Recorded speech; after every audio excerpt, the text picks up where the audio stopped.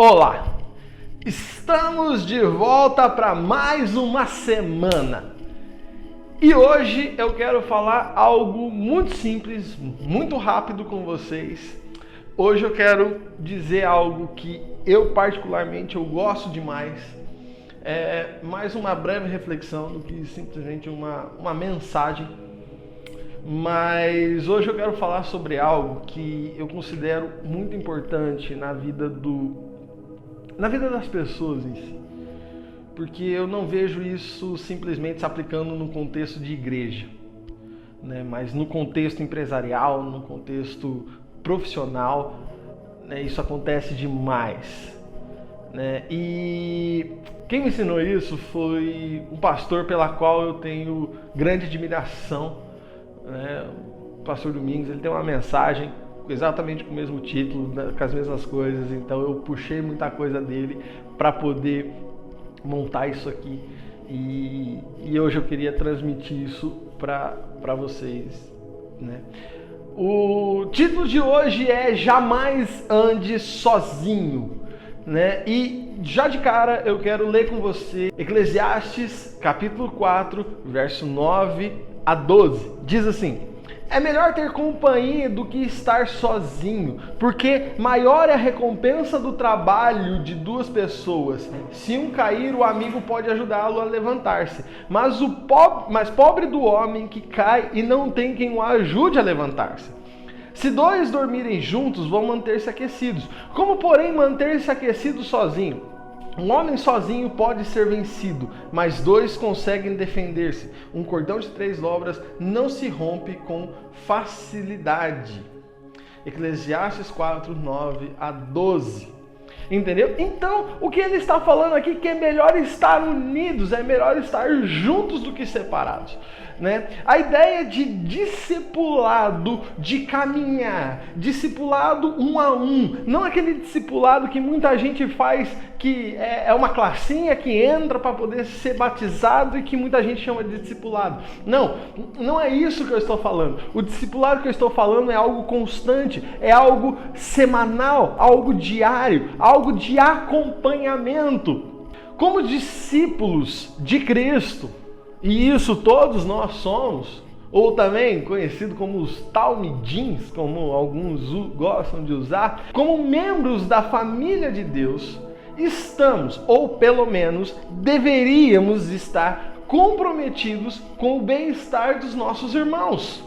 Nosso compromisso é com o bem-estar físico, emocional, espiritual, familiar, profissional de cada discípulo do Senhor. Nós devemos ter a importância com cada um deles e, sobretudo, estamos ou devemos estar comprometidos em fazer com que cada pessoa seja parecida com Jesus.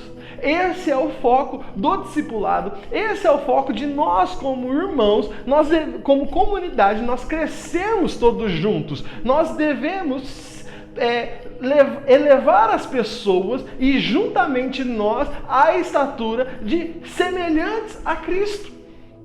Isso é o nosso dever, ser parecidos com Jesus. Discipulado é amor e cuidado em todos os aspectos. É o caminho para o crescimento espiritual e para não andarmos sozinhos. É muito ruim uma pessoa que anda sozinho. É muito ruim quando você não tem com quem contar. O discipulado não é simplesmente uma relação de amizade. Porque amizades, elas podem ser quebradas, amizades podem ser frustradas, mas o discipulado é mais do que isso. O discipulado é o caminhar, é o ensinar uns aos outros. Então, primeiro, o perigo de andar sozinho está no verso 10, parte B. Mas pobre do homem que cai e não tem quem o ajude a levantar-se. Para ser um bom discípulo, é preciso estar conectado a alguém através de um discipulado um a um. Aqui eu vou defender muito bem essa questão, e aí fica muito a critério de cada um. Mas o que acontece? Eu entendo que quando nós estamos conectados, nós temos que prestar contas de forma boa, não aquilo que é exagerado, não aquilo que fica fora dos padrões, mas quando nós devemos prestar contas Isso é diferente. Nós temos alguém para nos cobrar, para nos motivar a seguir em frente, a fazer algo mais. Quando nós estamos em discipulado, nós estamos aprendendo, nós somos motivados a crescer, nós somos treinados a progredir. E não somente isso não pode parar simplesmente em nós, porque afinal de contas nós não somos como um mar morto que só recebe. Não, muito pelo contrário, nós somos como rios, que tem que fluir, aquilo que eu recebo eu repasso e segue em frente. Muitas igrejas passaram por problemas de discipulado, porque o que acontece? Se focava-se muito na questão do trabalho, do contar a vida, do pedir permissão e abrir muitos segredos da vida, e aí o que acontece?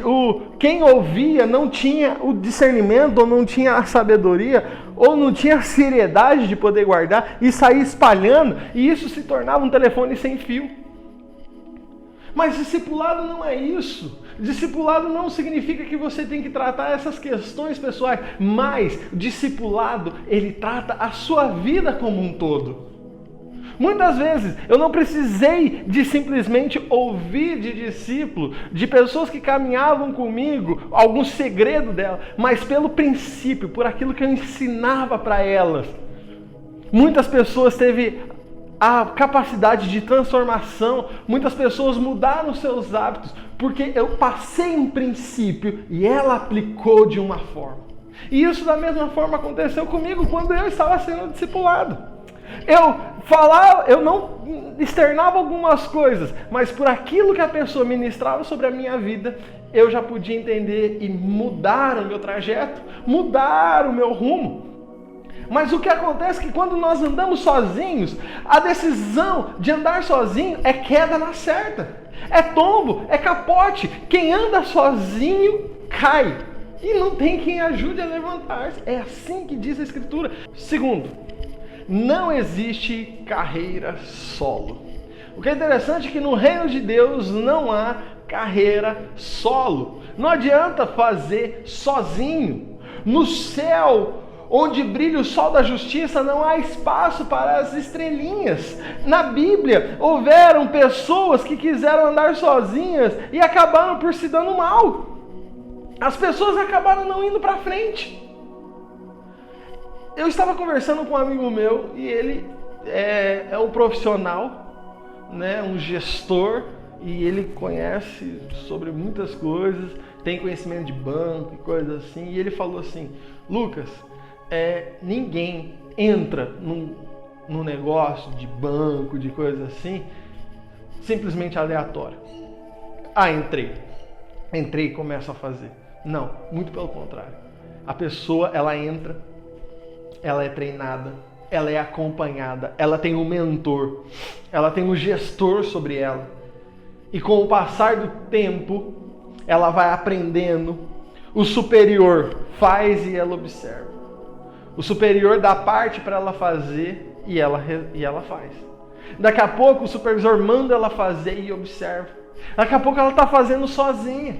Esse é o processo de discipulado, caminhar junto. Não tem como andar sozinho. Ninguém sozinho sai fazendo nada. Nós precisamos de ajuda. E na Escritura nós vemos que a maioria das coisas acontecem em unidade.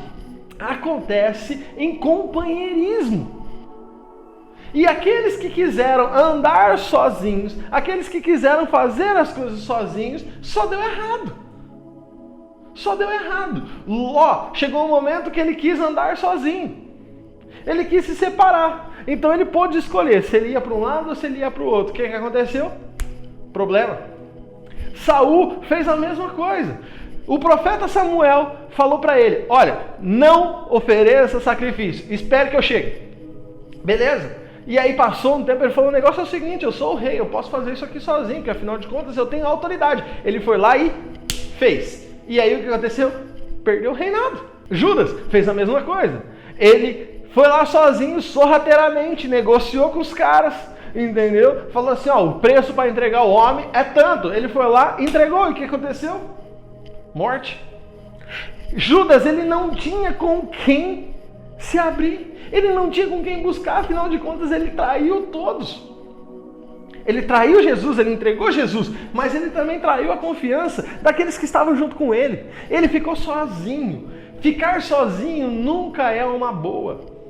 Em terceiro, a bênção do discipulado é: se um cair, o amigo pode ajudá-lo a levantar-se. Isso é muito interessante. Eu entendo que Deus criou o discipulado e isso serviu de auxílio para grandes homens de Deus, para grandes homens por toda a Escritura e por toda a história. O discipulado sempre preparou os melhores homens de Deus. E aí na Escritura nós temos alguns exemplos de discipulado. Algo que muita gente já falou e muita gente questiona, mas eu acho que é muito interessante, é o exemplo de Jetro e Moisés. Jetro e Moisés. Moisés aprende muito tempo com o seu sogro.